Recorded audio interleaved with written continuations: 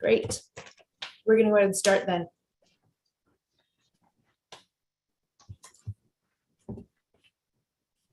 Welcome everybody to our study session with action items.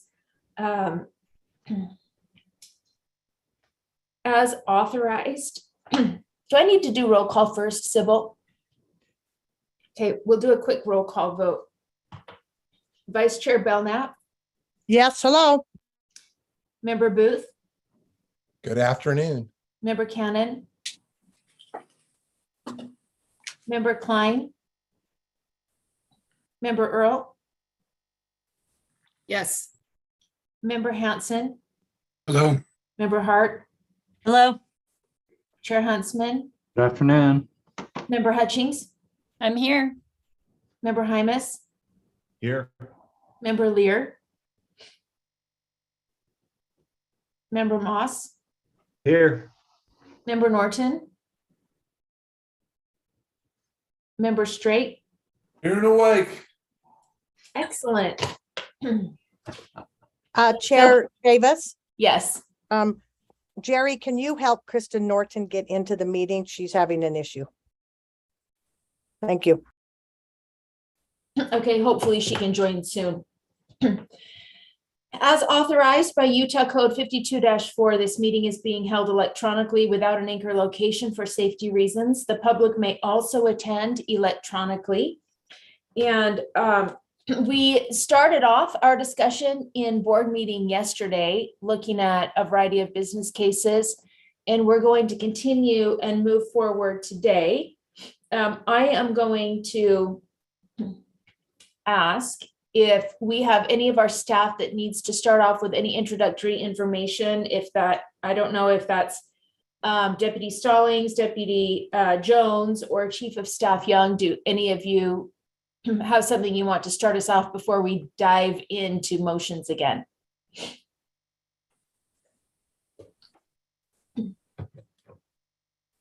We get all the time? Like it's all for us? Yeah, Board members get it all? it's your time. Okay. Vice Chair Davis, would it be helpful if I put the tracker on the screen? Yes, please. I think it would be for, Okay. I'm getting some thumbs up. Thank you. Okay, board members, this is your time to bring forward any business cases that you would like to see supported by the board. And we're grateful to Chief of Staff Young because she's driving. And so we'll be putting up your motions as you make them, I think, or maybe I'll just repeat them because they should be pretty easy, I think. You have quite a few in the queue. Okay, I have to, I'm not seeing any in the queue, so I have a problem clearly with Okay, motion. you have- Can I- Which is not gonna work. Can Yeah, I no- ask a point of order? Are we Yes. going to do the first group? Are we continuing with them grouped, or are we doing, or is it just open to everything now? We're, Does that make we're continuing with the board member requests. Okay, And as thank you. soon as no one has any more of those left, we'll move on to the request for information group. thank you. So you have Board Member Hanson. Board member Hanson, yeah, I just pulled up a different view and I see board member Hanson. Thank you. Thank you, Vice Chair. So member Hanson, Oh, thank you.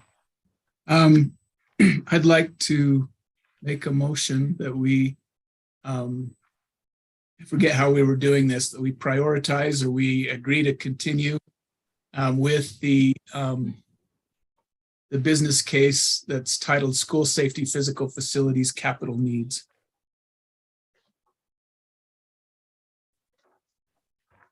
And if I speak to yeah, that. thank you. Do we have a second? Second. Second, member Straight. We have a motion on the floor that the board moves the draft business case for school safety and capital needs to be supported for the 2023 general session. We'll open up for, let's see if the motion maker would like to speak. Yes, please. Just Okay. briefly, I think everyone's aware of the situation we have with increasing amounts of school shootings, other kinds of tragic events happening on school campuses. As I have visited schools in various districts, I've seen a varying level of, I guess, hardening or physical facilities improvements directed towards school safety. For example, some schools you can still go right inside the school and the office is located down the hall. There's no barrier at all to getting into the school, multiple doors open. Other schools do have single point entries with a ring doorbell or some sort of a remote lock established. Some schools have camera systems that are apparent. You can see those in the hall. Other schools don't have those. There are many different safety measures that can be taken related to physical facilities, and we have a varying rate of application of those. And there's lots of complicated reasons for that. Some schools have a hard time raising money for physical facilities. Other schools have prioritized money that's been given for school safety to other things other than capital. What this business case is proposing is that we do a survey, a mandatory survey, so that we have an idea. We have data at the USBE on what physical facilities, what's the state of our physical facilities with regard to safety across the state. And then using our experts and other experts, we look at both the effectiveness of physical facilities measures and also the cost effectiveness of those measures, and then prioritize whatever money we can get from the legislature to apply to, get the low hanging fruit first. If single point entry is the thing that's the cheapest and most effective, then make sure that's installed everywhere.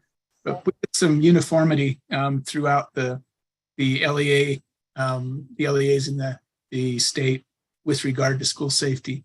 Those are the basics. The asking here is for $100 million. That could certainly be scaled if that money didn't come. I think there will be one-time money available during this legislative session, it sounds like.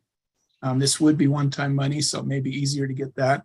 And I believe that because of the situation that we're in now with everything that's been on the news, now would be a good time to have that money allocated so that we could use it. Plus, it's just something that needs to be done.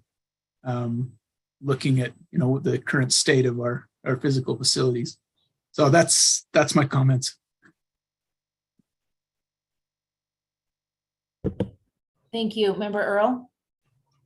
Yeah, I have some concerns with this. I feel like this is a local district decisions. They're the ones that take care of their facilities, and that responsibility and ownership needs to be there. I do agree with some type of through the school safety coalition group, coming up with some kind of a mechanism for schools to maybe look at their outside facilities. Are their facilities just in general something that has recommendations or content on it? But I really don't think this is the state boards. This is not our schools. These are local schools, and they need to make the decisions on these, and they are the ones that bring in the funding for this. I know the legislature has previously allocated a variety of funding for that, but I feel like this is just like the library issue for us to go in and do things for the schools because we think there's harm going on, or there is harm going on, which we know, or it's not where it should be. This is not where we should be. Anyways, those are my thoughts on this. I don't think this is the responsibility of the state board. It really falls on those local entities, and many have taken this on already. So anyways, that's my thoughts. Member Straight? So I'm one of those who signed on to this, and I think there's lots of discussion still to come. We can point out many variations. There's multiple levels of safety in different schools throughout the state. some schools, economies of scale are an issue. Boy, there's lots of things to think of. Perhaps part of this would need to be allocated per pupil. Perhaps there could be a loan program. We set that up for rural schools last year to where they could meet critical needs because they just don't have the tax base. Many districts or LEAs are completely at their limit on what they can do with the tax levy. I will say that I attended Truth and Taxation at a district in my area, and they are doing Truth and Taxation, and one of the things that they want to bring is safety. But I know there's a great need, and some LEAs have different needs than others. And I think we have an opportunity with one-time money. Instead of putting $1 billion towards roads next year, the safety of our students, the safety of our teachers and the staff, everyone involved, it's money. It's it's more important than a road. Roads are important. Obviously, we need to have our infrastructure. But I personally would think that perhaps 100 million isn't enough. So anyway, I support it. I know I muddied it a little bit by getting the details, but I think we need to put it on our list of priorities, and then let's get into the details later. And that means I should not speak anymore, but I'm in favor of this. I think it's the right thing at the right time. Thank you. Thank you. I'm going to move to Board Member Booth, but I also see a hand up from one of our experts, Chantel Coda, and I would ask if a board member has a question for her. She's willing and available. We're trying to bring in staff to answer board member questions. So if someone would like to hear from her, you can express that also. So let's, if that's okay with you, Chantel, so we'll just keep you at the ready. Thanks for being willing. Member Booth. Thank you, Vice Chair Davis.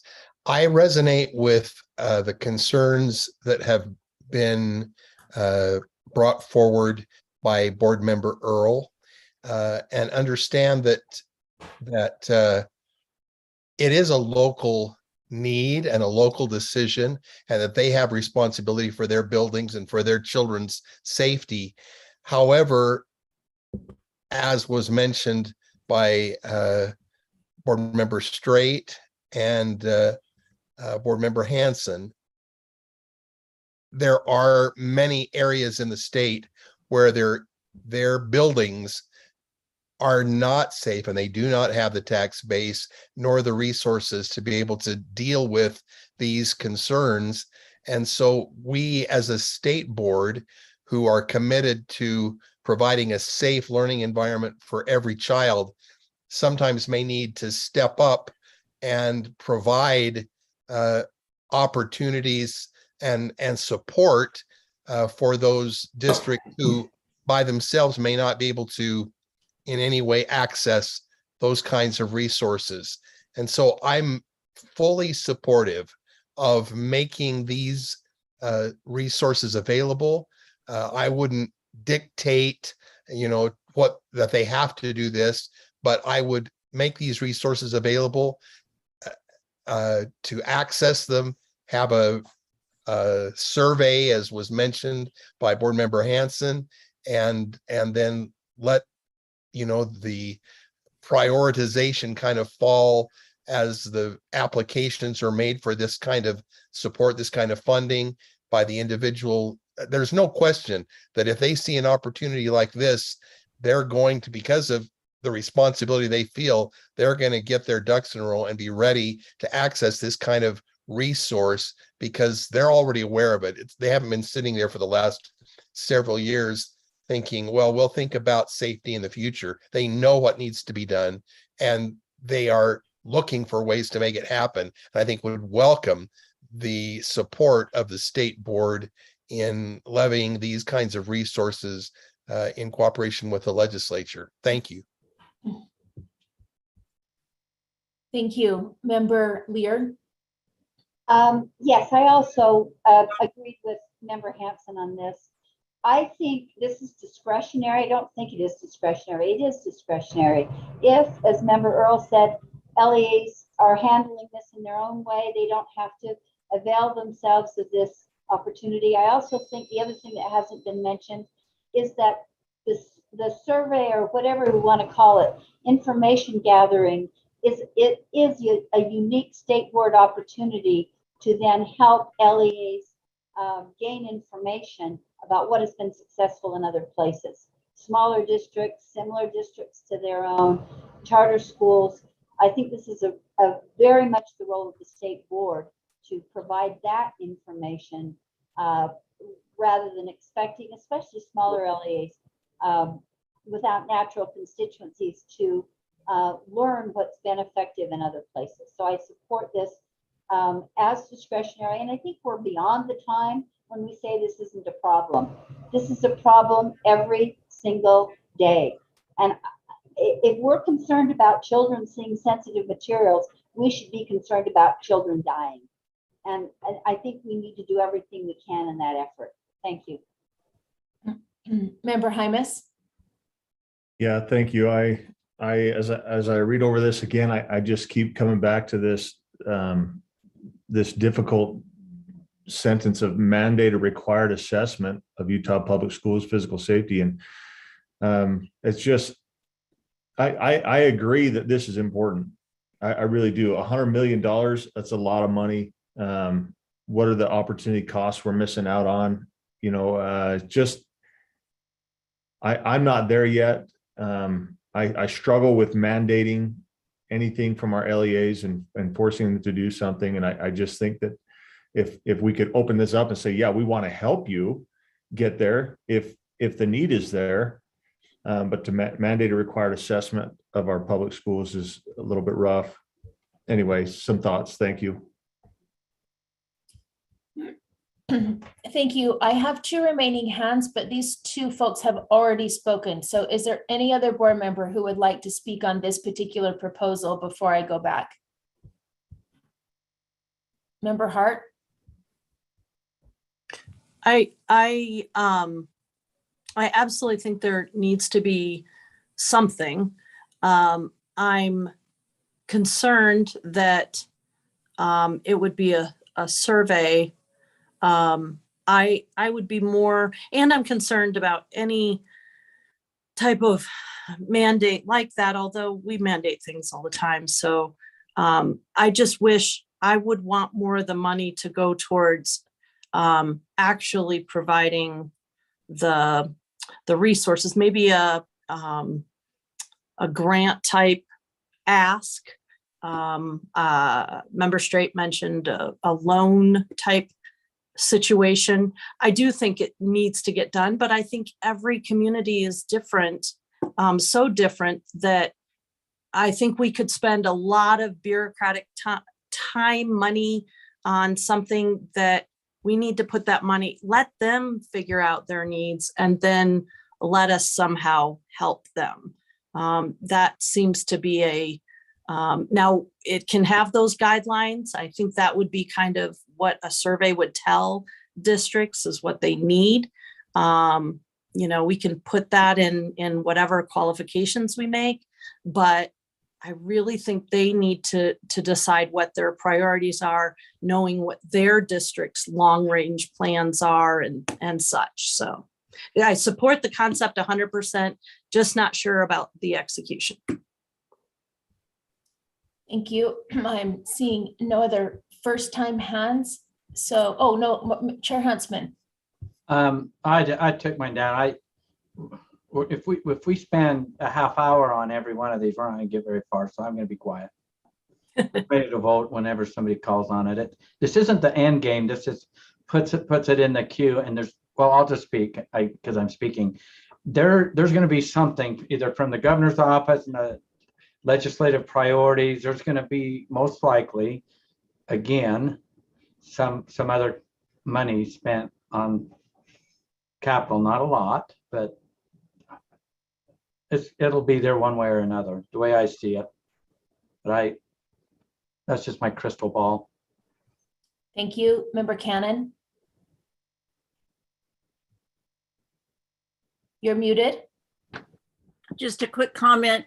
They dealt with this a little bit at ECS. A comment was made that last year across the United States, there were 34 school shootings. And so far this year, there have been 24. The thought there being that these numbers are going up. And so I think it behooves us to figure out some effective way to address school safety for our students. I'm not sure whether this is the way or not, but this is a start. Thank you. Thank you. Sorry, my thing is frozen. I am not seeing other first-time speakers, so I'll just add that I'll speak in favor of the motion because I made hundreds of cold calls to hundreds of people across my area. You all know why over the last few months.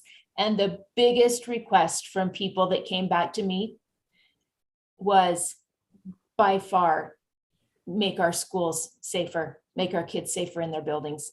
So I'll support the motion. And I'll go back. Oh, Member Norton is the first time. Go ahead. This is pretty personal to me and I don't express it very often, but I have gone to school pretty much sick with a pit in my stomach every day since December of 2012 with Sandy Hook. I work in a fishbowl. And I don't know what the answer is. I think there's some things that could be done for free by reassigning resources within communities. I think there are things that can be done within the buildings. I think there are things that can be done from the state legislature, but I think we've got to get some things done. And so I will be voting in favor of this because I vote in favor of helping our school safety. It is real, it is a concern, and these are the most important people that we are elected to take care of.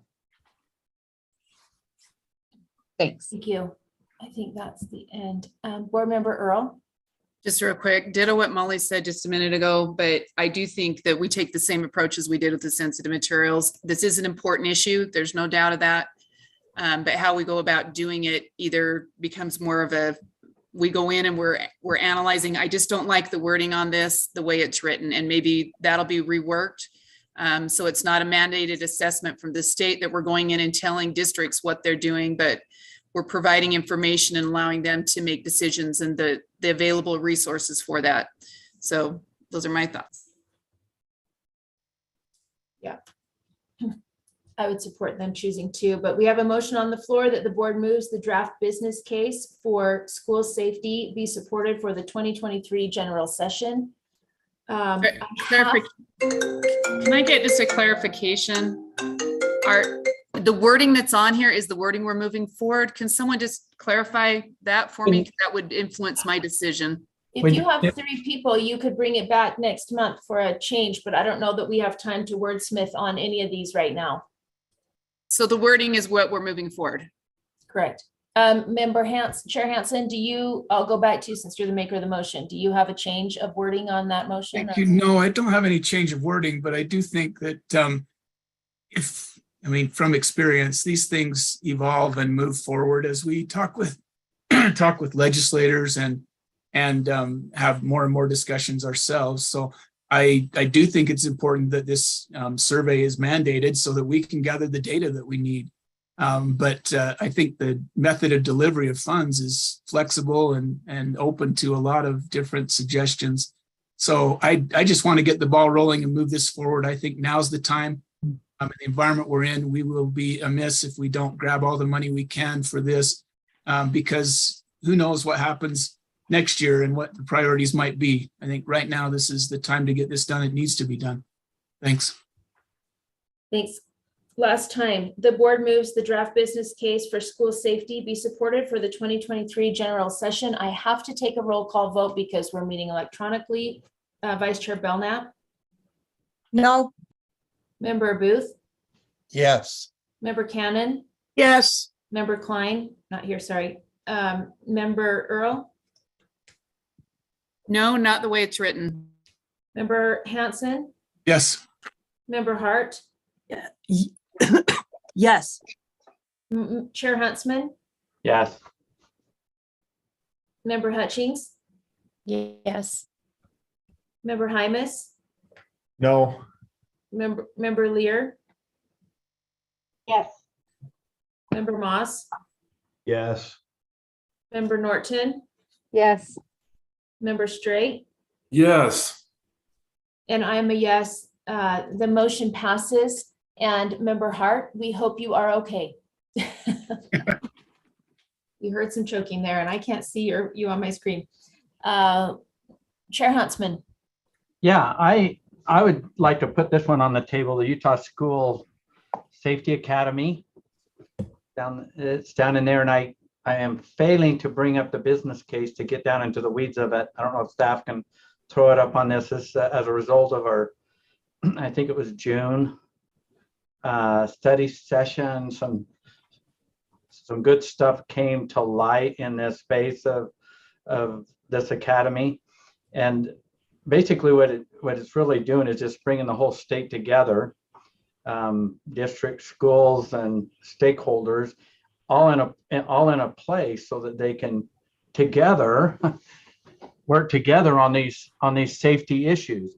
Today, we've got these random approaches to school safety. Some districts and LEAs are very, I don't want to speak to it. Let's see if there's a second. Sorry. do you have a second? Yes. Second, board member Straight. Second. Second. And then if I, We got 3 seconds, so you can pick, but I think Member Straight was first.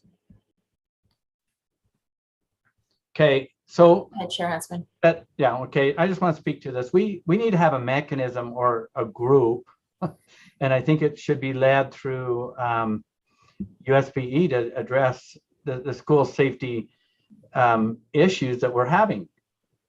And then also best practices. There's this correlation of work, good works that are happening in other LEAs, and that can come into a space and share. But right now we are disjointed. We have I'm in this position too, where we have these capital needs that are out there, and some districts choose not to use what resources they do have and do other things instead of what being proposed in that previous motion, and others just don't have the funds. And at the same time, we have the legislature that wants to also react in a good way because they have concerns, so they throw some one-time money. And so I just don't think we have a unified approach. And I believe this the statewide safety academy will bring us together, help us with our priorities, move priorities forward. And I think it will meet the objective of minimum requirements that we'll probably have on schools. And in the name of safety, it's just not the guns and bringing guns into schools that we're talking about. There's bad characters that come in and do not so good stuff when they get into in on school property in this space. And so it's just how do we have that extra assurance that we've all been talking about to bring betterments, not perfections, but betterments in on this safety.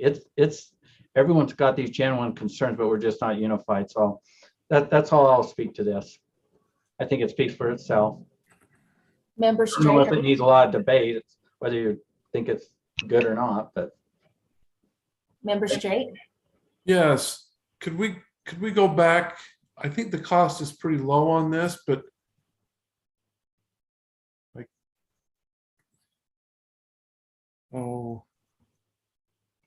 okay. So 4 million ongoing. It seems to me that there is a connection between the previous business case from board member Hanson and this one from Chair Huntsman. And I'm just wondering, do we have flexible resources available that we could start this process now? And then it would lead into our others, the 100 million or what, however that turns out. We're past that, but it'd be nice to get this started now so we could be prepared for resources. And maybe that's jumping the gun and maybe I'm off mark, but I'm just going to say I'm in support of this, absolutely in support of it. I think it's a good support for school safety. Thank you. I'm not sure who would answer that question. It's fine. We can just move on. Okay. Member Earl? So are we duplicating what we have, or are we just expanding what we have? I'm trying to understand this as I'm looking at it. We have our school safety center and I sit on that coalition. And so it is a combination of a large group of organizations that meet several times a year. So I guess I'm trying to see, and I'm just trying to understand, are we duplicating things, or is this a new type of a thing, an expansion? Anyways, and I do agree, we do have broader areas than just the buildings themselves. As a matter of fact, they did a threat, what was it, comprehensive school threat assessment this spring, and they'll be doing one in the fall. So I guess I'm just asking where the duplication is and where we need to maybe fill the holes so that we're not overdoing. Does that make sense? We're not duplicating efforts that we already have ongoing. Chair Huntsman, can you answer the question? Is this duplicating what we already have, or how is it extending? I think it's a stipend for. I think it's expanding, but staff could probably weigh in better than I can. The one question would be to board member Earls. They come together and I think it's a couple of times a year, if I remember right, in that correlation, in that group. But what is it really, what's really coming from it? When we were talking about the safety academy, there's additional training and resources to help be consistent in our reactions to an incident. And not all incidents are gun related. There's other incidents also that are in this space, and that is not happening. And I'm not seeing that happening statewide with consistent training and that. And this can expand into this on this academy where every school has a designated safety person that gets I've used that term before, gets the water to the end of the roll. It gets started, and if somebody wants to grasp it, they can, or they can embrace it. And this is all about the local control, but based on results on that, with that local control, I don't believe it's getting all the way into every school, that they know exactly what to and how to best deal with things. Now, also in the same space, it's like, you can have law enforcement, you have other people try to bring in policy or procedure and how to deal with safety, but you've got also that you're on the risk side of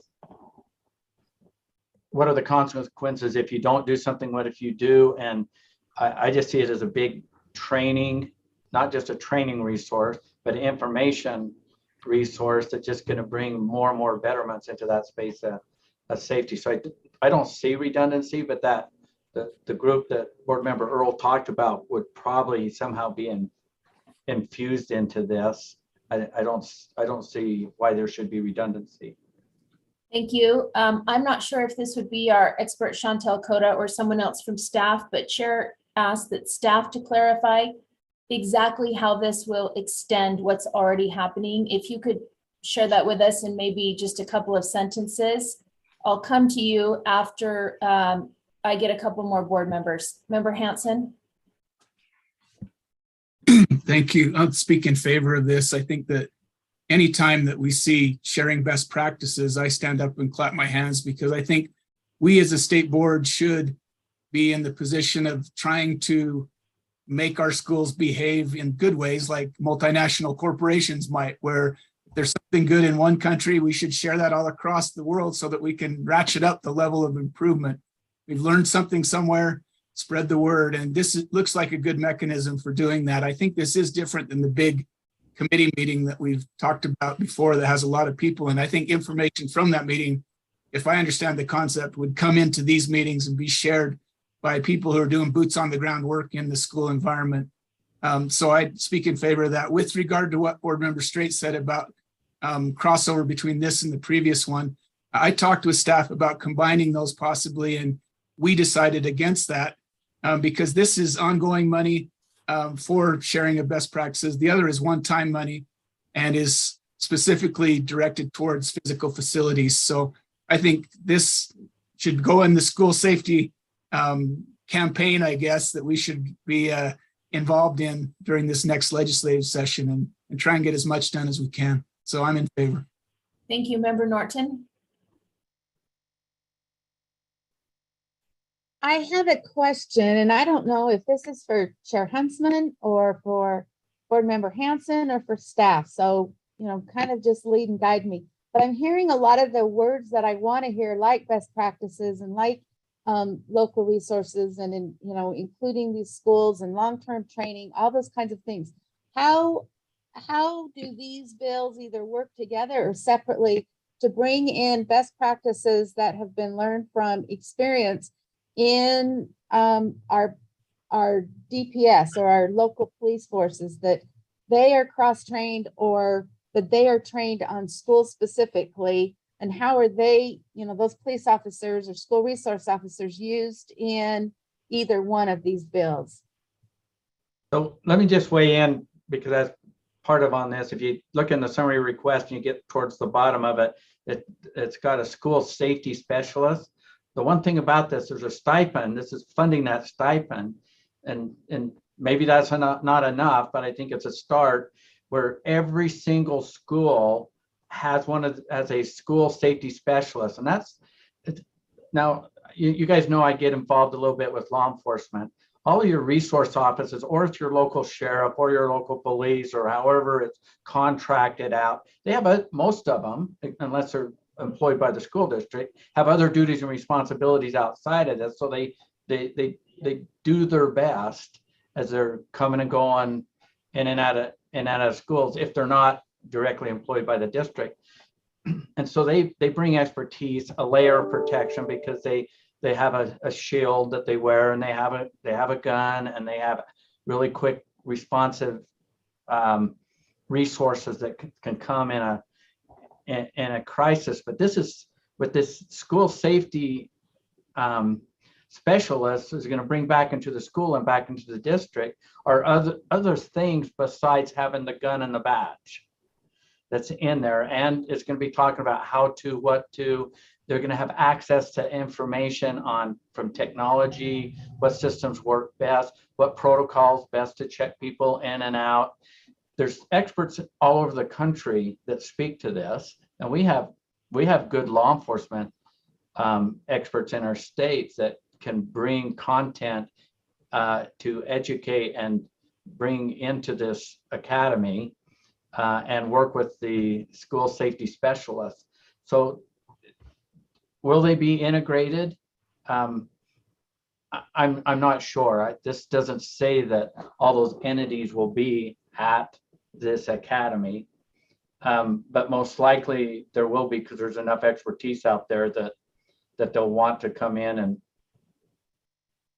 and share those best practices.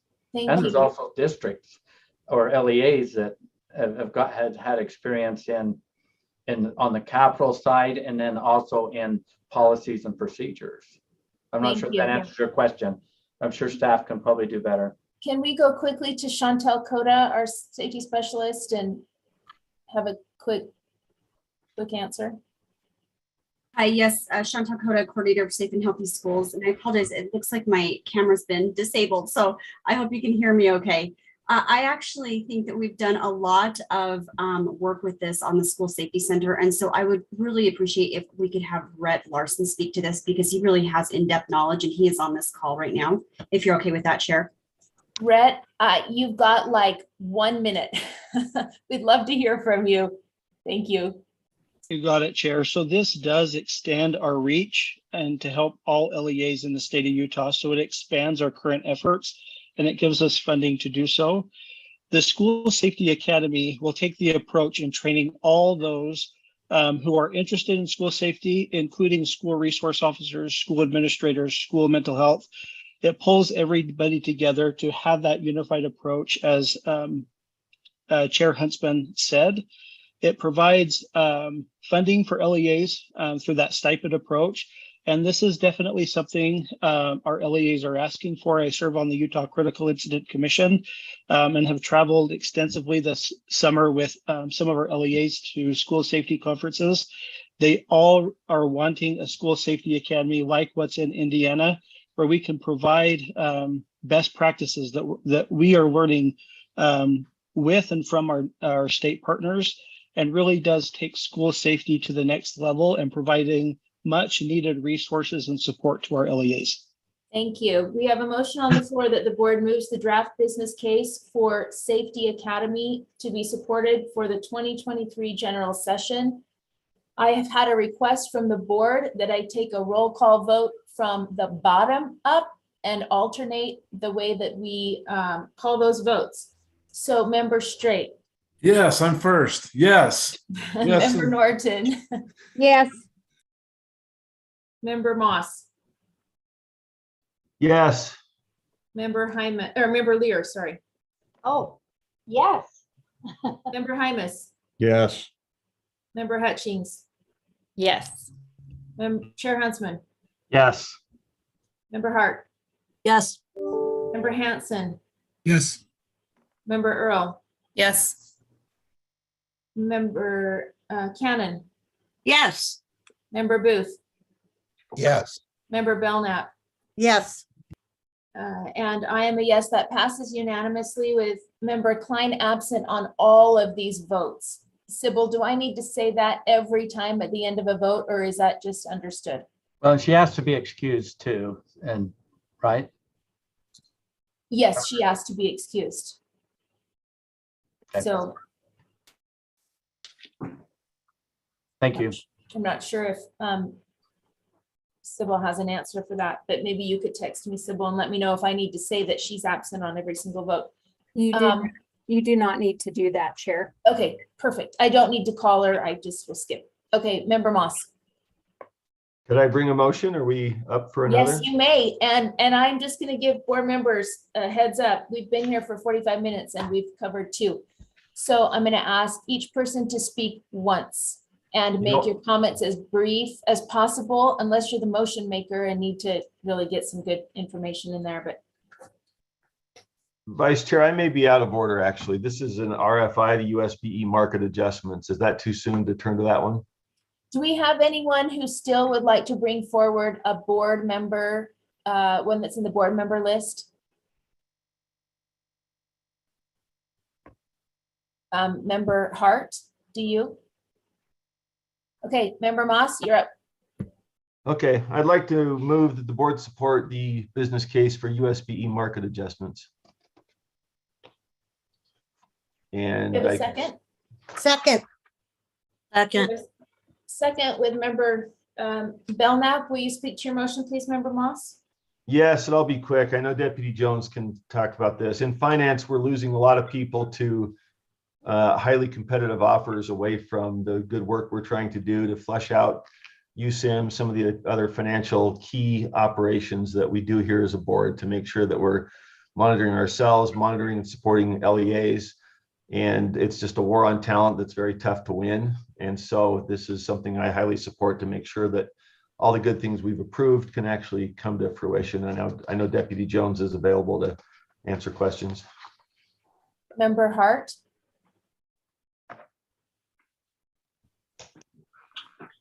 Are you Member Straight? Yes, I appreciate this one a great deal. We must maintain a competitive job market for our employees. I know that Board Member Norton, this is something that she talked to me about months ago. And I'm glad that the Finance Committee put this forward. I think it is also good that the group came together in finance to put in several different cases here. So I'm big time in support not only of how this came to fruition, but that there appears to be broad support for it. And we must get back to competitiveness. Member Norton? Yes, one of the things that I was not aware of until this past year is that when this goes to the legislature, DHRM speaks for the majority of the employees for the state of Utah, but we are the only ones that speak up for the staff at USBE. And I just don't know if the legislature looks at the number of employees or what happened, but it just is devastating to me that, you know, we had cities and towns and districts and charters and, you know, so many employees in our state that got 10 and 11 and 12% increases, and our staff got 3%. And I know that, you know, we slid backwards quite a ways because of the low pay increase that they received. And it's devastating. They are working so hard and doing so much and are irreplaceable in many instances. And this isn't just finance. I mean, I'm carrying the flag for finance and very loyal to finance, but this is across our agency. And I think that, you know, as the board, it is our responsibility to make sure that our employees, our hardworking support teams are compensated fairly. And, you know, I realize that a lot of them are doing this like public teachers and public administrators are, and it's, you know, because they love the job, but, you know, we can't afford to lose employees the way we're losing them, and they're too valuable for us to lose. So I really support that, hope that we can all get behind this and support it. Member Hart?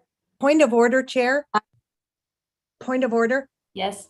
I believe the board has already approved this one. It's already green. We've already moved it forward. We did that in June. Thank you. If that's the case, I found it on the list that was teed up for RFI, and I understood we still needed to move it forward. But if that's the understood status, that's great. It was on the yet to be approved list in the backup. Deputy Superintendent Stallings? Thank you. Angie Stallings, Deputy Superintendent Policy. Board Member Moss, we were just wanting to clarify, did you mean this USBE internal FTE needs for capacity and service? Because there are two that have similar names. They were both in our agenda items backup. The last two are the internal FTE needs and the market adjustment. So I understood both to be there. If the other one's already there, let's switch to the FTE needs and have a discussion about that one. Great. Okay, let me just ask really quickly, for those who have already spoken, would your comments be the same for the FTE needs? If not, put your hand back up. Otherwise, we're going to assume that you are in support also of the FTE needs. Member And I will Hart. second that again, Chair. Thank you. Thank you, Member Belknap. So I'll just restate, we have a motion on the floor that the board moves the draft business case for FTE needs be supported for the 2023 general session, with a second by Member Belknap. And we've heard several speak. Member Hart. Is there anyone else wanting to speak? No. Okay, then I don't need to call the question. Okay. Then we have, again, a motion on the floor that the board moves the draft business case for USBE FTE needs to be supported for the 2023 general session. I will start at the top this time. Vice Chair Belknap. Yes. Member Booth. Yes. Member Cannon. Yes. Member Earl. Yes. Member Hanson.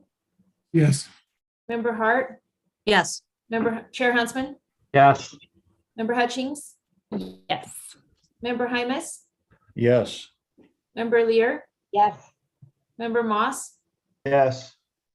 Member Norton, Yes. Member Straight, Yes.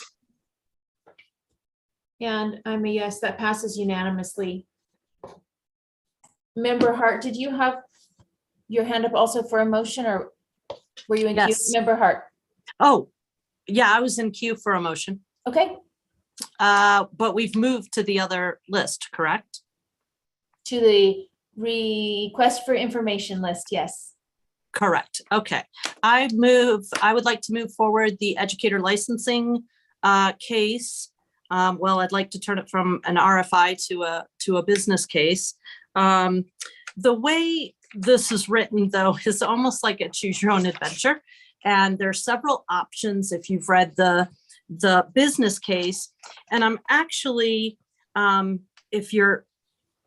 there's a lot in this space with the Apple program in particular and licensing that is changing pretty rapidly. And with new Apple candidates coming on board with the new year, it's really, it would be really beneficial to get a little bit more information before we fine tune this business case.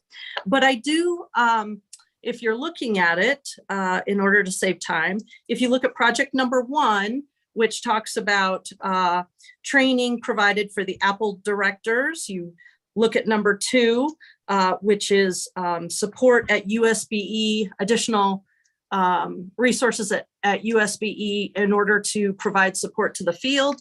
And look at project number 4, which would be a grant type structure. I like grant type structures to provide administrative support to manage the Apple programs. Some of our districts are able to work that into their budget. Some aren't, or are districts that want the Apple program. As you know, we have I think 52 or somewhere around there Apple programs. I think we need to, it's been a great start. It's the Reese's in particular are benefiting. They've got a stream of candidates that they are working very hard and putting a lot of time and effort into making sure there's a quality teacher in front of students, even though they aren't coming through more traditional means. I think that we need to build on that strength, but we need to strengthen it in a way that we can increase in size without a lot of pain. And there are some pain points, as there would be in any new program. One of the pain points is understanding what competency-based assessment is. And this is all targeted straight at making sure there's a quality teacher in every classroom. And so I'm open to any questions. I want to be very transparent that the business case would change some, and I would not include the, at this point, the very large ask for what would be covering the cost of some of the courses. I think we might be able to work around that large cost and get to content is a problem for our Apple programs, getting access to content. And university courses are expensive, as we know, but I think with working with some of the programs we're already developing, some of the universities are developing some real strong partnerships with Apple programs. And I'd like to see some of that innovative stuff grow before we ask for that much money to go for content. I think we might be able to do that in a different way. And I'm open to any questions. So Chair, I'd be happy to second that long motion. Oh, thank you. Thank you. Just teasing Vice you, Chair Board Belknap. Member Hart. We have a motion on the floor that the board moves the business case for licensing be supported for the 2023 general session, with a second by Vice Chair Belknap and some comments by Member Hart. And let's move now to Member Hutchings. Do you still have? I just wanted to second second it. I'll just say I second, not just, well, I can't second, I'll third the motion and second everything that Member Hart said. Thank you. Member Hymus. Yeah, Member Hart, is there, what's the impact of, you know, we're trying to fix a teacher shortage. I'm hopeful this is helpful, right? What do you anticipate with this and solutions to that shortage? We're already seeing a large number of teachers coming in through the Apple program. However, some, like I addressed or mentioned, there's some pain points which I think are deterrents and roadblocks. And the other issue is there's a bit of confusion, like every new program, on the part of Apple programs, and it's slowing down the rates of teachers, potential teachers getting through. I don't know if Malia is on, but I would defer the numbers to Malia. But I do know that in talking with, and I talked with several Apple directors, they're pretty pressed. They really, their capacity is being strained right now. So by adding some training to them, giving some clarity to the program, easing up on some pain points. Now, one piece that I would like to add is there is a piece of this which talks about financial support to mentors. And I actually didn't mention that here because I think we have another business case that talks about mentoring and creating another avenue for helping teachers advance and do more in their field. And I think that would be a good place for that rather than in licensing. But if Malia's on, I wonder, Chair, if she could just give us the numbers on Apple candidates right quick. Dr. Height, can you give us quick numbers on how many Apple candidates we have? Yes, Malia Height, Executive Coordinator for Educator Licensing. The school year, starting in the 2021 school year, there were 794 candidates in the Apple program. And that year, there were over 150 recommended for professional licensure after demonstrating all of their competencies. We have not yet received all of the data for this most recent school year. However, we are seeing the enrollment in Apple programs just blossom. And really, this would provide those Apple programs with the resources to provide an equitable program for all Apple programs. Thank you. Member Lear? Yes. Just had a question to Member Hart. I recently spoke with somebody who's directing an Apple-like program at one of the universities. Super impressed by what she was doing, but I'm increasingly feeling like these Apple alternative column 12-step programs are increasingly fragmented. Would this explore maybe working more closely or consolidating, or it just seems like there are so many groups who are doing this on their own, which has got to be more expensive, and competition can be a good thing. So just explore consolidating. Yeah. So I used the analogy earlier, and this kind of responds to Member Hymus's question too. I use the analogy of a deck. Before you have a party on your deck and you invite more people, you need to make sure you finish building it. And there are some places where Apple programs are different from each other that are not contextually based, and it's based on maybe misunderstandings or they hadn't thought maybe of a way to do something streamlined. We need to strengthen. That's why I actually am not pursuing the scholarships, because we need to get the Apple directors in place instead of having Apple programs with with the Apple duties simply just piled on top of our duties they already have. So giving districts or Apple programs, not every district has an Apple program. I think, I might be wrong, but I think it's 52 across the state. The RISAs work together and they've got amazing programs going on.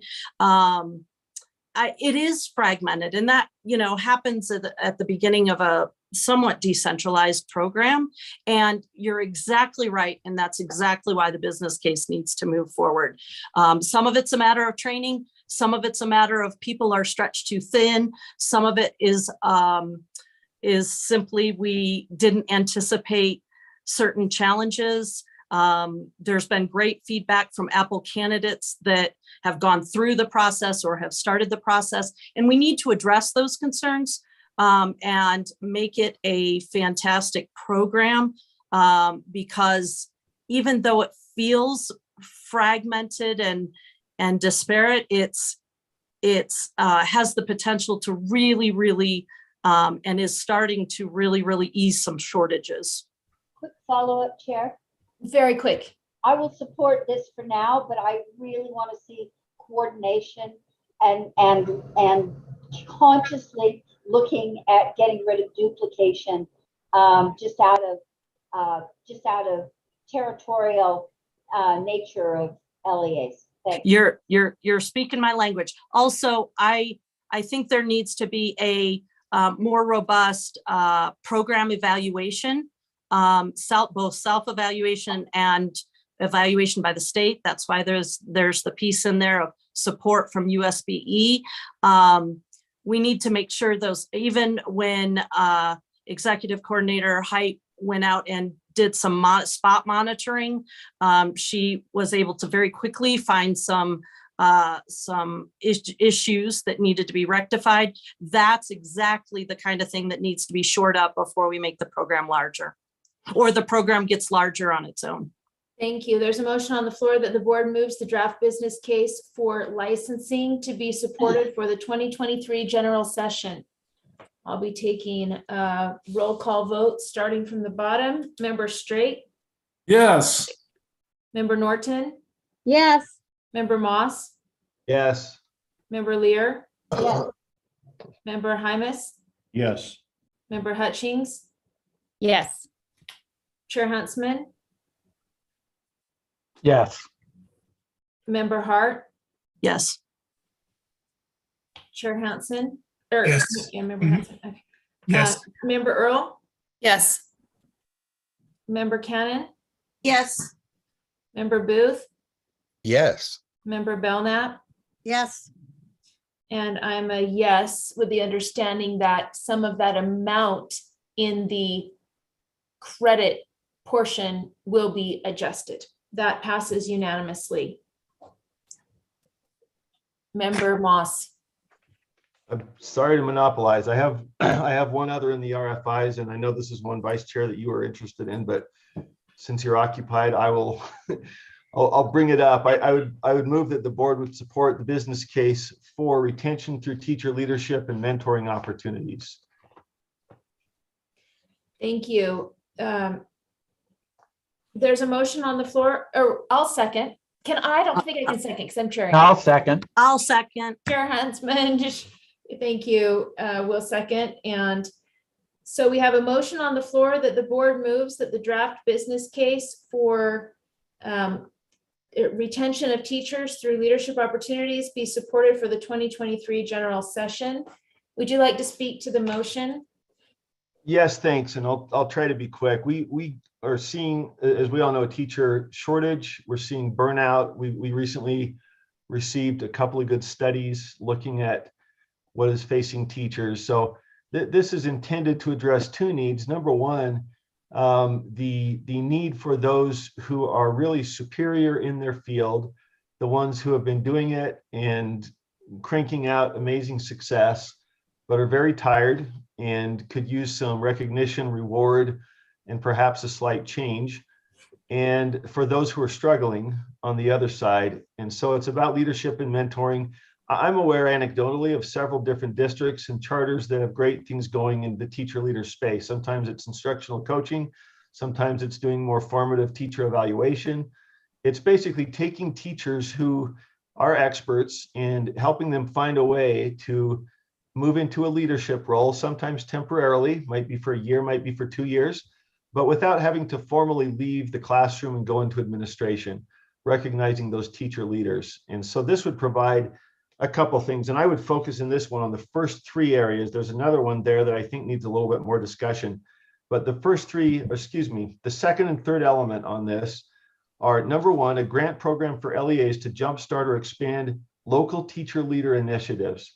This would support LEAs in choosing the best way if a teacher wants to be out of the classroom in a leadership role for some period of time, a year, 2 years, to be able to support leadership efforts. They could pay them for this. It would provide a stipend, and this isn't in there, but we would develop this into a matching program. Number 3, teacher mentor opportunities. This would be primarily for those new teachers as a matter of induction, where part 2 would be for any teacher leader opportunities.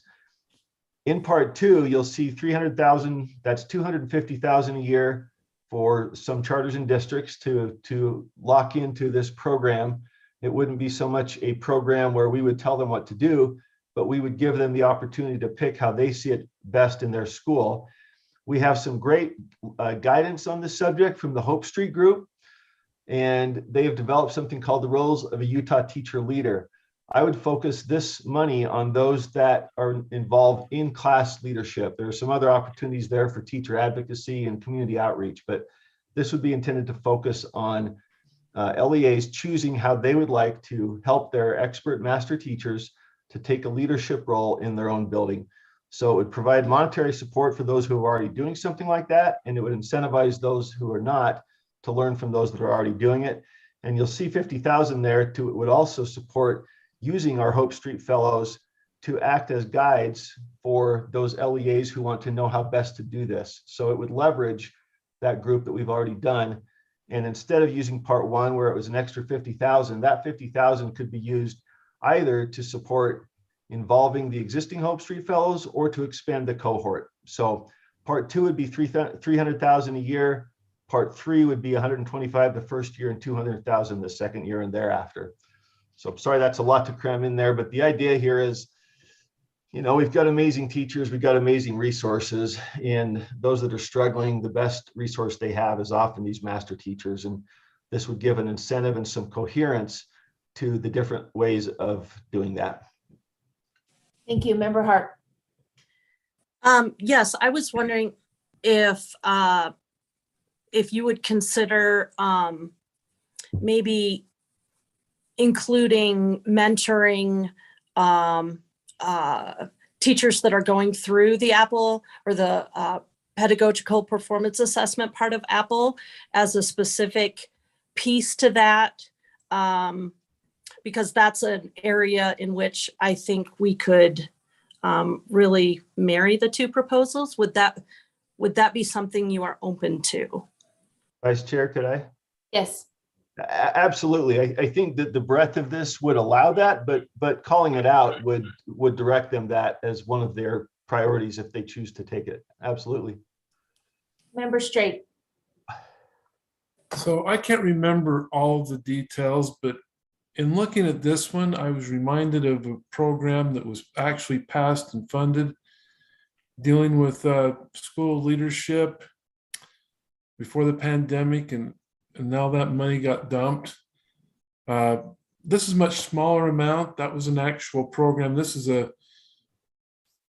pilot program initially, right? So correct. And I'd love to see more money to it. I'm looking to, bring it back on the table and get it going. But yeah, it'd be great to have more. So what might it be a good idea? And I'm not against moving this forward, but what I'd like to see is not only Board Member Hart's idea, maybe that's feasible, but also to look at the previous bill that was passed and funded but never got put into play, because I think we're at a point where people felt pretty comfortable in what that was, but I don't know.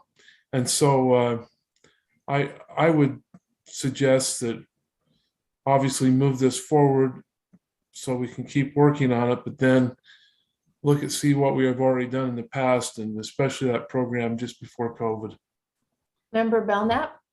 Thank you, Member Straight. Member Belknap? Thank you. I'm just wondering how this relates to the mentoring program that came out of 127. If there's any crossover here. Vice Chair? Please. It's not intended to be tied to that. I think this is a separate, wider, broader opportunity to do things across the board in teacher leadership. So there may be some overlap in terms of what one school is choosing to do here and decide that covers what could have been done over there in this program, but it's meant to be separate. Thank you. Member Hart? I know we're only supposed to speak once, but this is important. Mentoring sometimes is quite informal and for it to really work, it has to be organic. Would you also be open to including elements of coaching in order for it to be a little bit more structured, a little bit more return on investment, where they're coming away with skills, and the mentor is really focused on instruction? Is that kind of, are you going in that direction, or are you staying pretty much with here's how schools work, kind of more the mentoring? I just, coaching and mentoring are two different things, and I'm wondering if we can move kind of in the coaching direction. Could I, Vice Chair? Yes, and I'll add a quick little bit too. When Member Moss and I were talking about this, and the intent was to give a bit of flexibility to the LEAs and some choice in how they may have a focus currently on coaching, and so it was to add some flexibility. But Member Moss, do you want to tackle that? Well, I'd say the same thing. Absolutely. Mentoring in the sense of sort of orienting is not really what this is about, although it could be if that's their greatest need. And so this is designed to improve instruction and develop these master teachers, and sometimes not even develop them, but just get them engaged in a position where they can bring those others along. So, and I would encourage everybody to take a look at least you may have seen it, but I hadn't. This Hope Street Fellowship Guide to Teacher Leaders has a number of these that go in depth. Like I say, this one is intended to be more focused on improving classroom performance and instruction. Some of the others are also interesting, teacher advocacy, et cetera. But the parts of that focus on these elements of in-classroom improvement by a master to a apprentice really cover that in some good depth. So that's where we would be hoping to steer this discussion. Thanks. Thank you. We have a motion on the table that the board moves the draft business case for retention through leadership and mentoring be supported for the 2023 general session. I think I'm back to the top now. Member Belknap, Vice Chair Belknap. Yes. Member Booth. Yes. Member Cannon. Yes. Member Earl. Yes. Member Hanson. Yeah. Member Hart. Yes. Chair Huntsman. Yes. Member Hutchings. Yes. Member Hymas. Yes. Member Lear. Yes. Member Moss. Yes. Member Norton. Yes. Member Straight. Yes. I'm a yes, that passes unanimously. Member Earl. Yes, I want to move the family engagement specialist forward.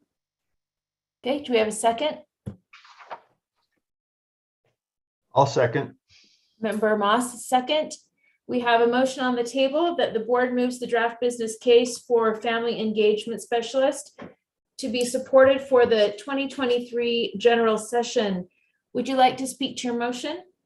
Yes, just a couple things about this.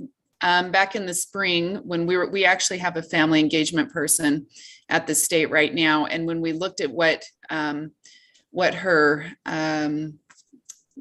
requirement or her ability to do things, it was primarily related to Title I.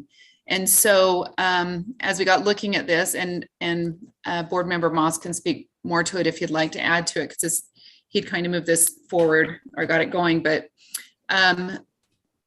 this individual, I think, would be highly beneficial to be looking at different things, both at the state level and helping to coordinate with the districts with questions they may have. Someone who can help facilitate parent engagement and family engagement type of issues going on. And I need to look, hold on one second. Let me get down to the,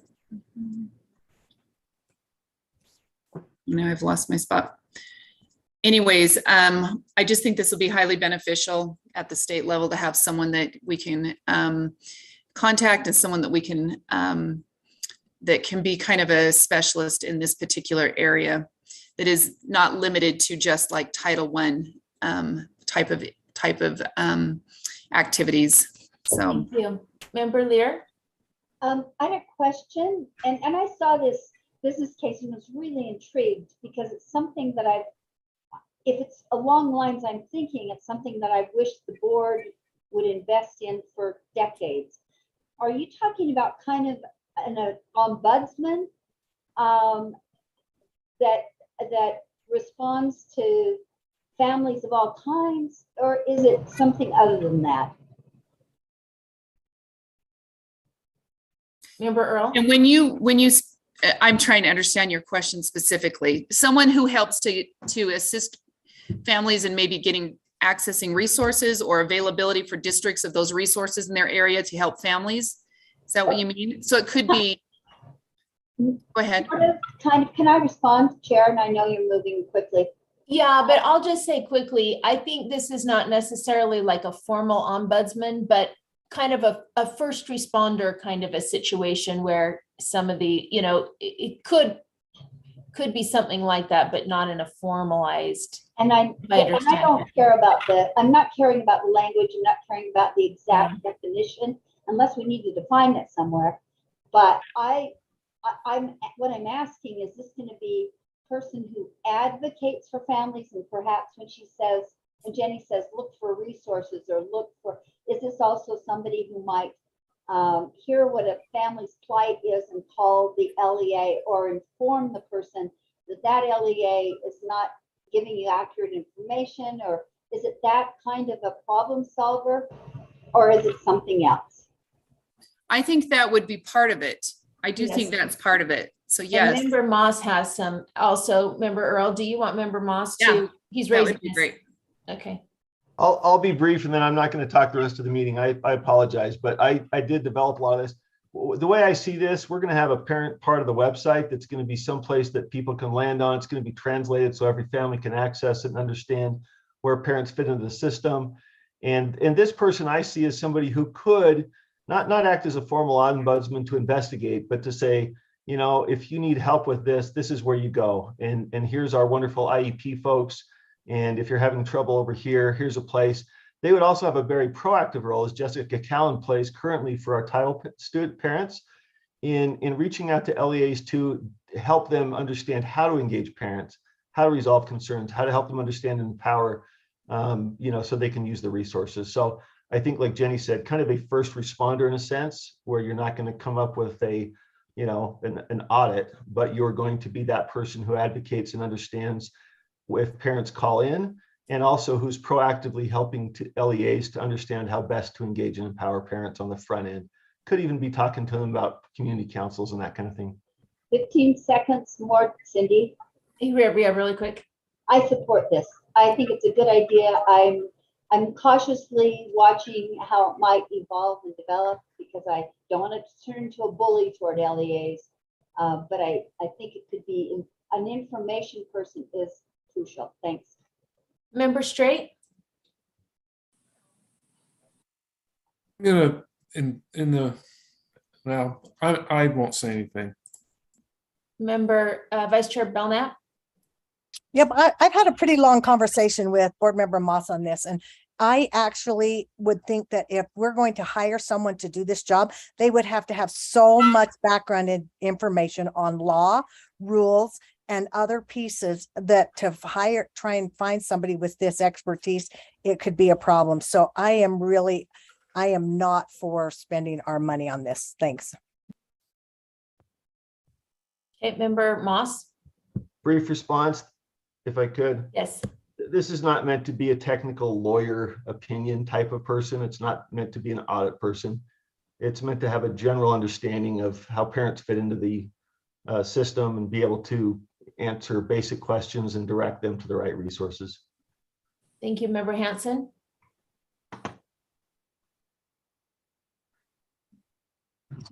Thanks. I'll be brief. I just I'm interested to know how this position would interact with the work that's already going on in districts. For example, Ogden has a really strong community building organization with people who are, working on that and doing that sort of thing. Are there particular, I think most of our districts have that kind of organization in place. Is this something that we want to control from the state board? And if so, why? No control, just support. And I think, yeah, it's good. Yep. I'm kind of on that same line that I just heard from, I think that was Board Member Hanson. I get worried when things that could be handled on a local level get taken to, a level further away from the actual group of people. I don't know that this is something that the state can do better than that they can do locally. And therefore I feel like it should be done locally. And I think that it is being done locally. And yes, it definitely can be improved. We all can improve, but I don't know that it justifies a state level position. So I would not be in favor of it at this time. Thank you. I think everyone's had a chance to speak once. I'm going to speak in favor of the position. I think it's a more like a responder to a facilitator to try to get people in the right place. We're actually doing a pretty good job of this with our hotline calls. We've hired an additional person to help people who call into the hotline to get to the right place within the districts. But this would be, could work in conjunction with that, or even be proactive to in that family portal, that parent portal we're going to have on the website to even be a proactive reach out person. So I speak in favor of support, knowing that all the details aren't fully fleshed out at this point.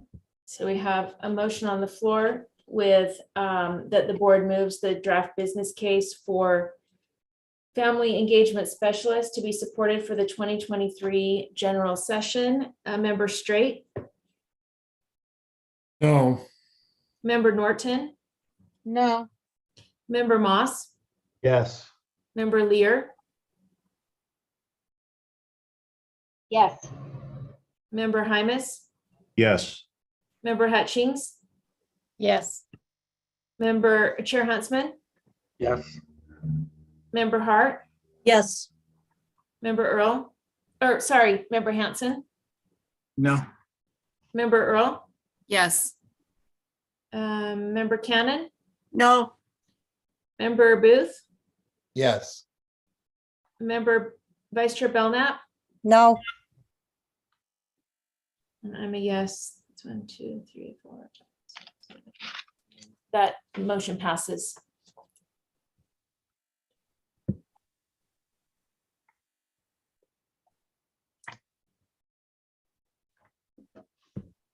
I see no other hands. Or Member Hart? Well, if no one else is going to, then I would like to, go down still more. Go. Keep going down. I got to see which ones. Yeah, teacher, we need to, the teacher evaluation. Okay, do you have a motion? Yes, but I'm waiting for them to go back to the motion page. I move that we move forward move the draft business case for teacher evaluation to be supported for the 2023 general session. As we know, there was is there a second?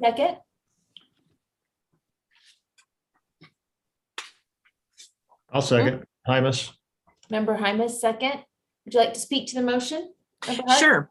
We know that we had an OLAG audit on teacher and principal evaluation.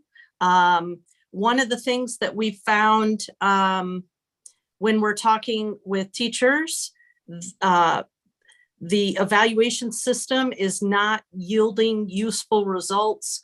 The results are not useful to the teacher for growth, and OLAG audit indicated that as well.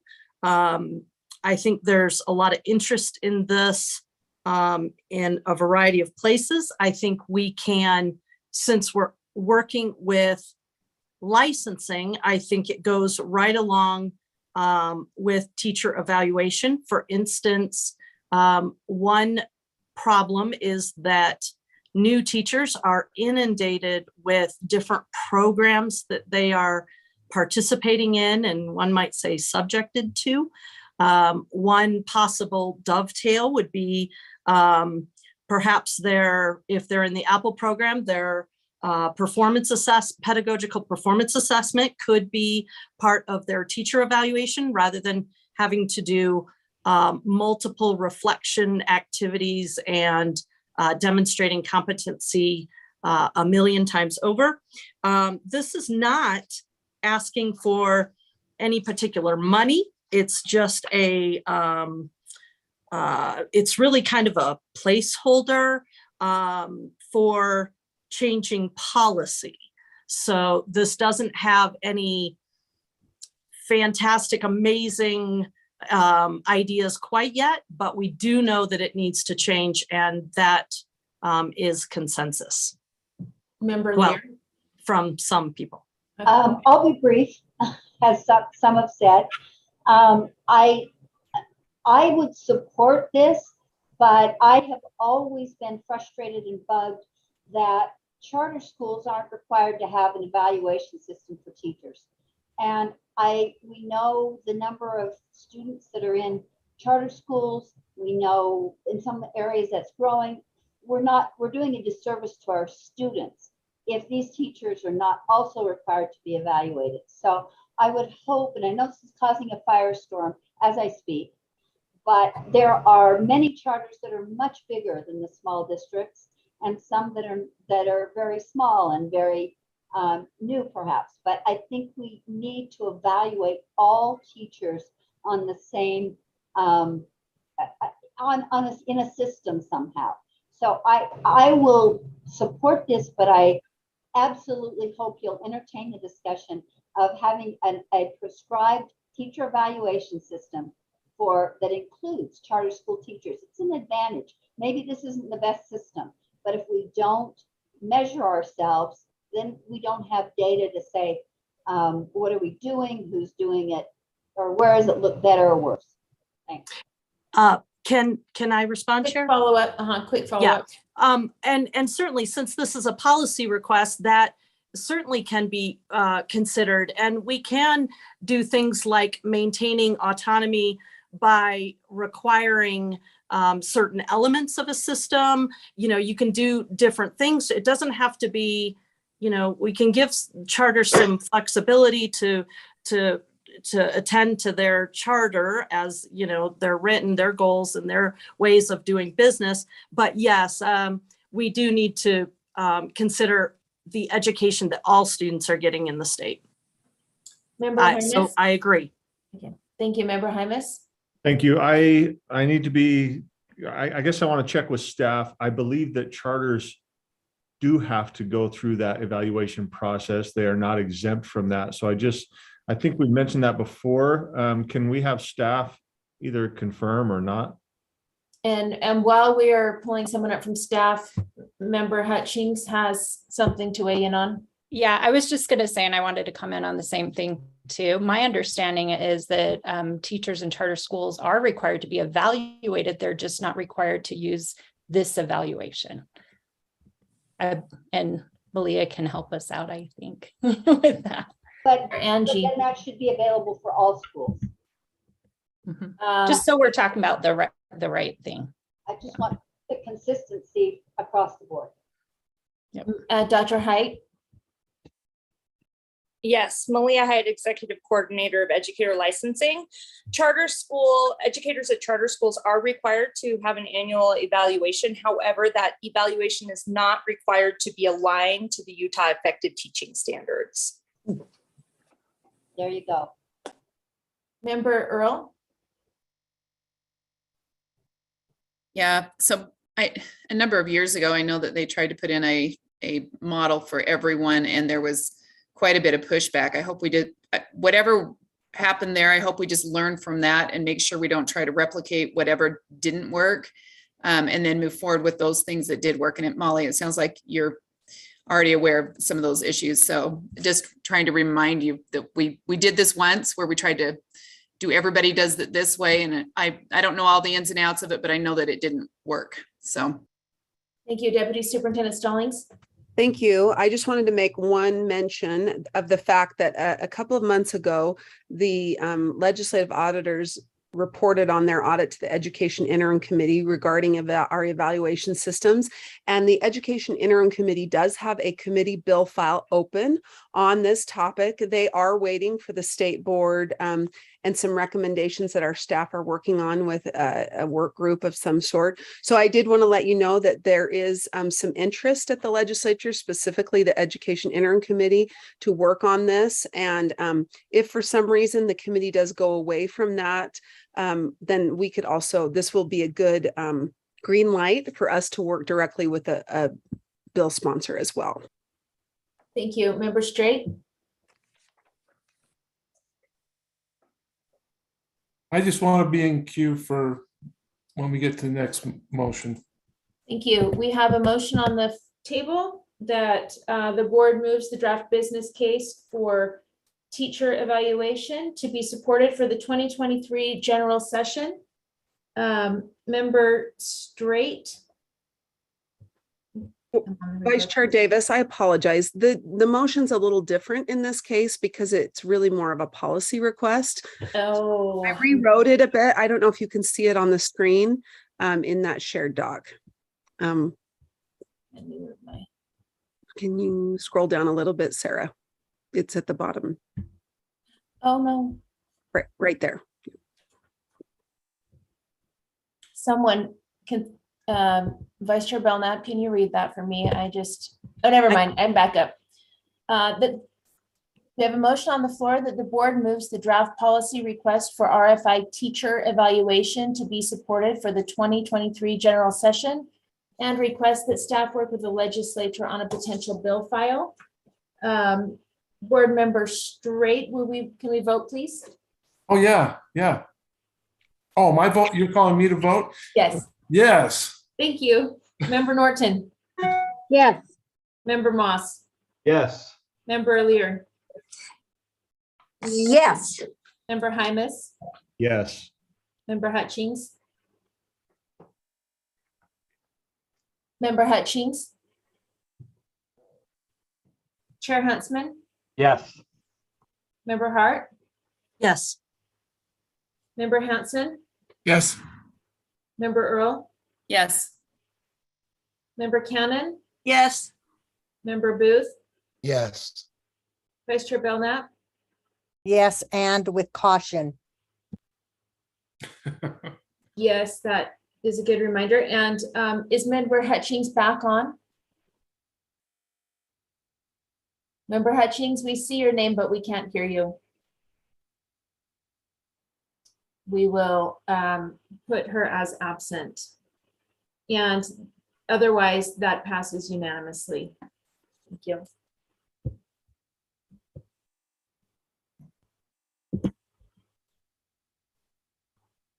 Member Straight? Yes. How much time do we have? We have 25 minutes. Okay. So I actually have two, Okay. but Put them into one motion. okay. And they're very similar in the sense that these have been business cases before. Because of COVID, they were dropped. They're now business cases, and you're going to have to help me find them because all I can see is Molly right now. But anyway, I'm not sure why, but something's happened with my screen. And there's nothing wrong with that, but you're Oh, trying to find something you know else. what? Virtual meetings. Let me restate that. Oh, I can't. So, oops. So I've got to find it on my phone. I apologize. If you I'm tell being- us the general names of the motions, I can Okay. craft the motion out of that. So one is R277-327. So it is based on our rule already, which was the School Leadership Development Grant, which was a 2020 business case that got basically defunded. It Okay. passed legislature, rule was made. And so there's that one, which ties back into some of the other things we talked about earlier. So there is a connection, and I think we ought to have all those things on the table. Okay, what's the second one? The other one has to do with Acadience math. So the assessment portion of that. Are these two motions going to be? Okay, that's fine. So this, someone correct me if I'm wrong. Can we say, could you say this? So moved, Member Straight, that the board moves the draft business cases for school leadership and Acadience math to be supported for the 2023 general session? Yes. So you can- Second. Okay, so moved by Member Straight and second by, who was that? Member Norton? Second by Member Norton. Can we vote on those separate? I guess I could make a motion, but Yes, that'd be great. So if you want to vote on those separate, then let's just take the motions one at a time. And well, Well, actually, you can move to divide the question, and then if it passes, we can vote on them separately, and if it doesn't, then we don't. I guess I don't want to torpedo one to get and then lose both. If anyone is against this, could we speak before we? Do you want to change your motion to just do one then? Pick one. Pick the one you want the most. Please separate them, Brent. And then Okay. raise your hand to be in queue again. Yeah. Okay, I am. And I'm going to ask that this is a friendly change to the maker of the motion and the second, because technically we have a motion that would become the bodies now. So Chair, Okay. Yes. it was, you haven't, did you state the motion after the motion was made? Yes. Seconded. Okay, so Yes. it's on the floor, so you gotta quickly divide it. Okay. We have a motion on the floor to divide the question. Second, Then a second by Chair Huntsman. Please vote. Vice Chair Belknap. I think you can do it if, and you don't have to read it out if we're unanimous. Is there anyone opposed to dividing the question? I hope you're right, because Yeah, but we could all vote. We could all vote with our check marks. And if there's any dissenting, then you have to read them out, Chair. okay, but they told us in an electronic meeting, we always have to do a roll call vote. we would have it almost done.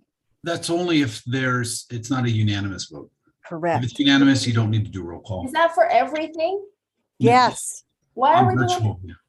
Oh, You don't why- know what's unanimous. Well, you're okay.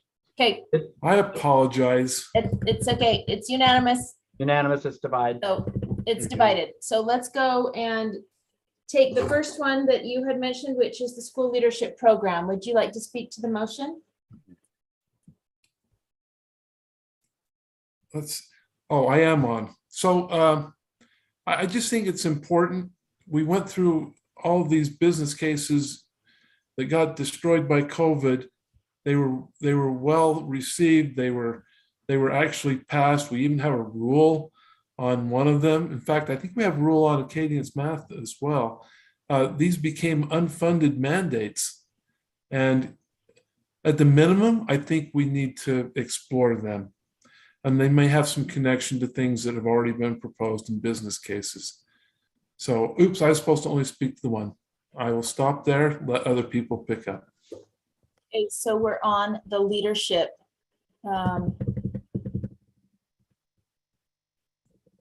Seeing no other hands? Hi. Oh, Member Earl? Yeah, I just have a question. Is this just once again, a duplication of what we already put money for with our, I believe, ESSER funds? Or is this a continuation of that? I'm trying to understand what this would be. Or is this a completely separate program from that? Maker of the motion, will you speak to that? I believe that ESSER funds were not used for the leadership one, as far as I know. The Acadians math is a different story, but that funding is coming to an end, as you know. So, oops, I talked about two at the same time again. Sorry. Okay, a quick clarification, Member Thronson or Director Thronson. Yes, thank you. So the ESSER funds were provided for the principal supervisor professional learning, which this is more around like mentoring in the pipeline. So it's a different resource. Okay, thank you. We have a motion on the table that the board moves the draft business case for principal leadership to be supported for the 2023 general session. Member Vice Chair Belknap. Yes. Member Booth. Yes. Member Cannon. Yes. Member Earl. No. Member Hanson. Yes. Member Hart. Yes. Chair Huntsman. Yes. Member Hutchings. Yes. Member Hymas. Yes. Member Lear. Yes. Member Moss. Yes. Member Norton. Yes. Member Straight. Yes. That passes with Member Earl opposed. Let's go to the second motion. There's a motion on the floor that the board moves the draft business case for Acadians math to be supported for the 2023 general session. Member Straight, we do have a second already. Would you like to speak to your motion? I would like to defer my time to Board Member Norton. Member Norton. Hey, here I come.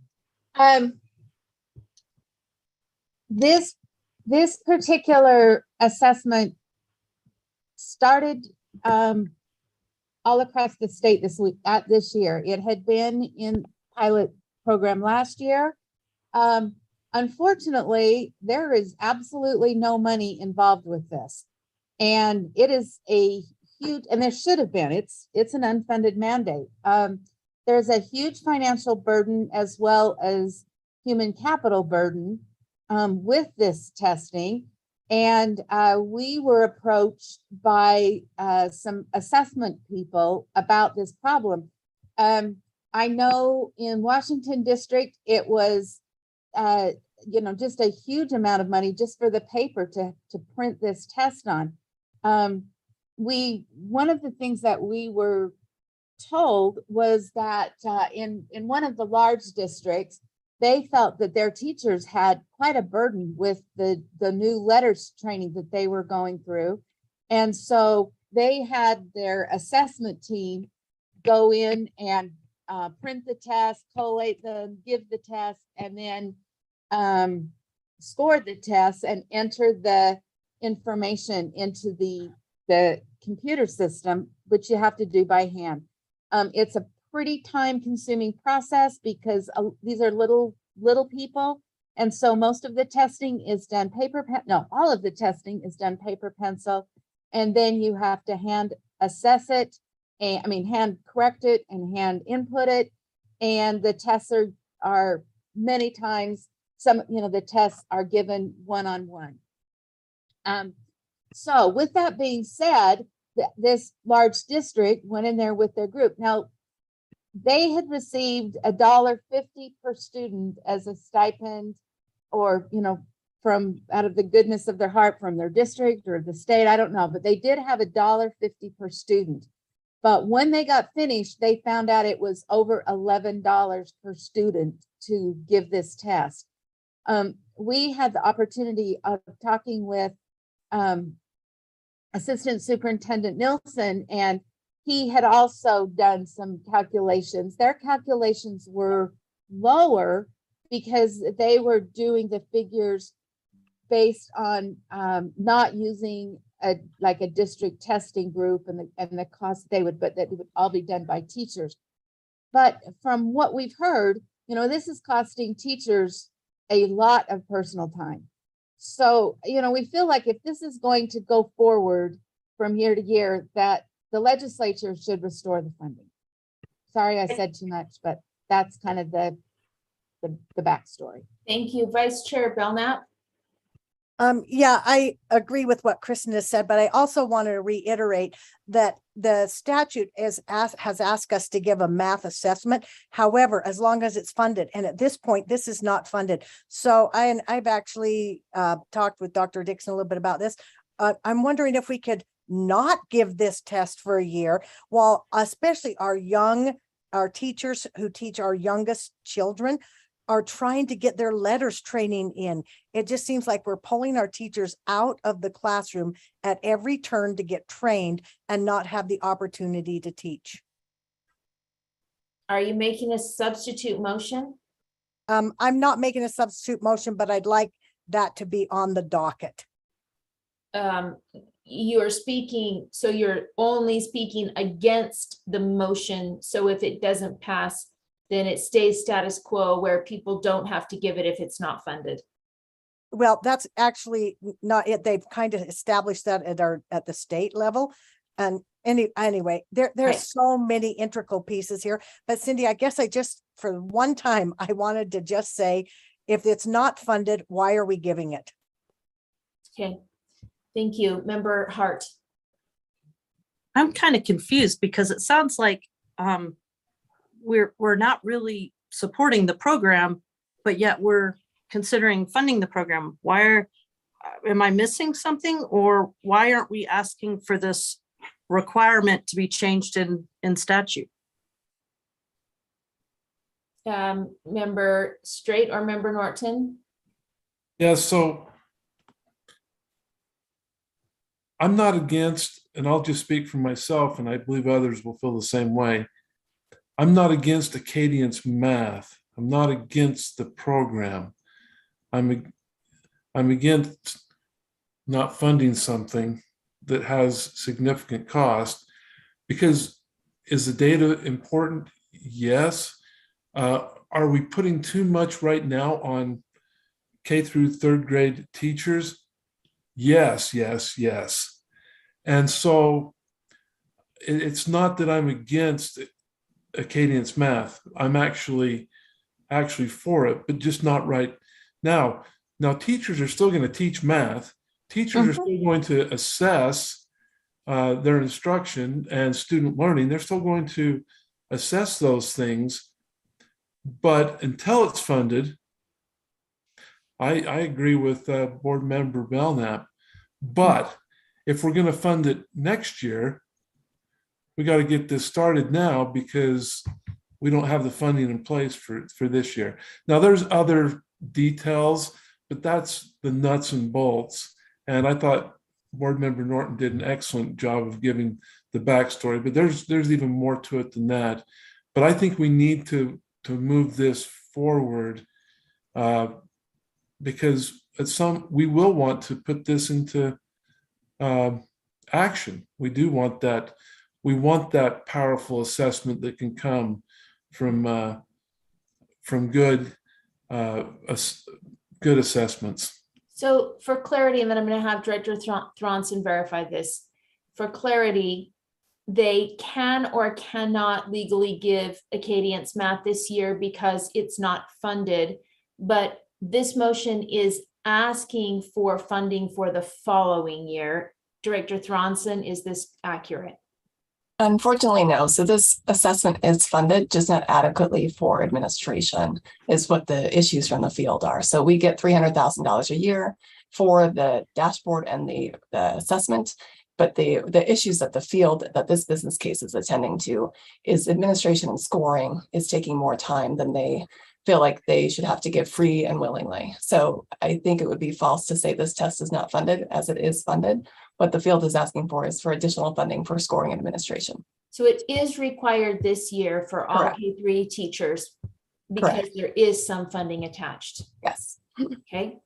So Member Belknap, do you have a follow-up to? Well, if it's not fully funded, then it's not funded. It would be my point. And when Jennifer says that it's funded, it's not funded to a level where we can do this at schools.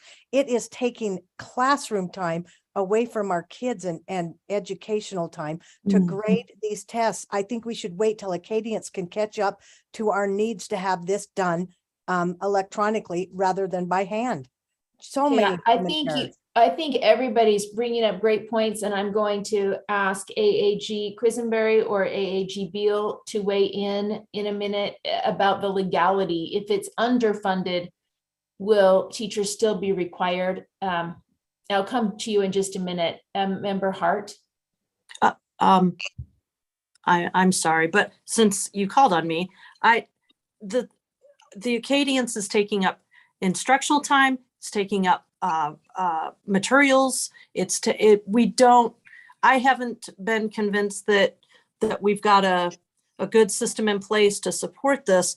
I'm not going to support this. In fact, I would support something that takes Acadians' math requirement off the books. Okay, Member Earl. I was going to seek a clarification on the grades with this. This is just the K through 3. Yes. That we're referring to. It's not the upper grades, because that was Correct. on the table at one point. Just not K here. through 3. Okay. And that's the question once again, is this is the only mechanism we're using, right? There's not another math mechanism. First and second, it's the only mechanism we're using, but we have the keep in kindergarten and the rise in 3rd grade. And are these tests, I guess my question, this is the contract we hold, right? This is what we're saying we're using, and therefore that's the only one in those grades. I'm going to go to Jennifer Thronson to answer that question that you just asked. And I was focused on what I needed to share, so I'm so sorry. The question was, is this the only assessment that's given in K through 3? You can verify if I answered correctly or not, that it's math assessment, that we have the keep in kindergarten and we have rise in 3rd, but it's the only one in 1st and 2nd grade. That's correct. And then the other question, repeat it one more time, will you, Member Earl? Well, I just asked about the upper grades, but I think that got. There was another one after that. Oh, I don't remember. Okay, Sorry. we'll come back to you. What did you need to say, Director Thronson? I guess in terms of the funding, they funded us for what we asked. So now if the board says you didn't give us enough money, this is what the board asked for the first time through. We've realized through implementation that we need more. So I just wanted to caution, we are fully funded at what we requested for this assessment. Okay, thank you. Member Norton?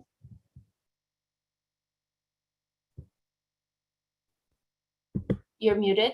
One more thing I wanted to add in is that was exactly right. We are doing the keep and we are doing rise in 3rd grade, but all of these grades are assessing their students by the teacher, both formative and summative throughout the year. So it's not like those are the only 2 tests that are being given, or the only test that is being given as well. So there's the teachers are getting the information they need by doing both formative and summative in their classrooms.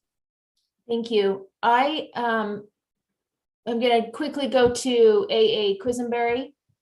Are teachers legally required to give this test this year, even if the test is underfunded, because we asked for the full amount? And we got the full amount we asked for. So I would say yes. And occasionally we do have these unfunded mandates, but just because they're not funded that's not an excuse not to, I think, comply with the statute or that law. Okay, except this one strangely says you don't have to comply if it's not funded, but they funded it to our request, but the field is finding it's not enough, it's underfunded. But you're saying yes, still legally required this year to give the test. If that's what it's called out in the statute, yeah. I would Thank say. you. Board, okay, thanks. Board Member Earl? Yeah, I wasn't suggesting there weren't other mechanisms for measurement out there, but I just, the state mandated one, this is the only one that we're considering. Okay. Yes, so so to clarify, before I call out this motion again and we take a vote in our last 4 minutes, I think what we're looking at then right now is not necessarily an opportunity for teachers to not take the exam, because they do have to take it because it was funded to the amount we requested. But what we are seeking in this motion is for the funding to be increased so it will cover the costs associated with not only the tests, but the assessment of the test. Member Norton, you still have your hand up. Do you want to make a final? I just have a statement? clarifying question. That amount that was funded, what was that funded for? Is that just the money that's going to the state? Because it sounds like the districts and, you know, the LEAs are not receiving any funding. Director Thronson? Yes, so the money that was requested was only for the actual procurement of the assessment, just like Acadience Reading. What we found is Acadience Math has an additional labor related to scoring and administration than Acadience Reading, and so the LEAs have needed more support. Yeah, and printing and the production. All right, we have a motion on the floor that the board moves the draft business case for Acadience Math to be supported for the 2023 general session. Member Straight, please vote.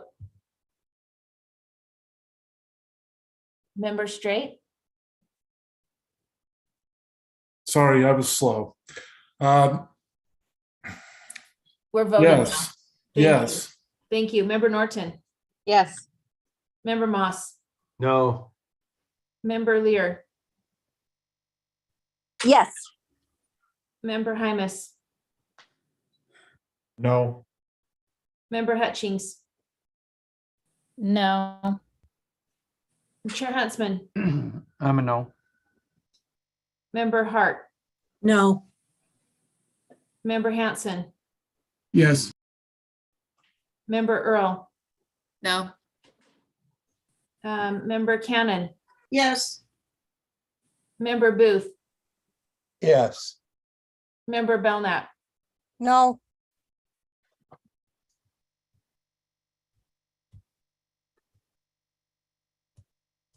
I was seeing if I would be a tiebreaker or not, but I would not. The motion fails.